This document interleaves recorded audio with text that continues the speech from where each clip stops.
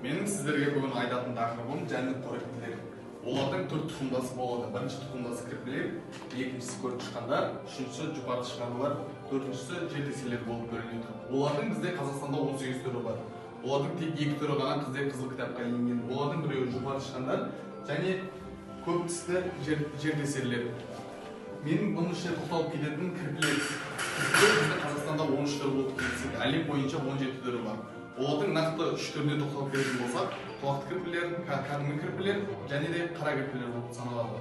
Олардың сүр сипаты 13-27 см болады және де салмақтары 700-800 грамм болады. Олардың өмір сүру ұзақтығы 6 жыл болып есептелінеді бізде. Ал егер кірпілердің айырмашылығына келетін болсақ, олардың тістері өткір болады және үстіңгі күре тістері мықты болып келеді. Олардың өмір сүретін жерлері орман, тау, тас және де тіпті қаланың ішінде өмір сүруі мүмкін. Қала болғанда олар ауыл аймақтарда өмір сүруі мүмкін.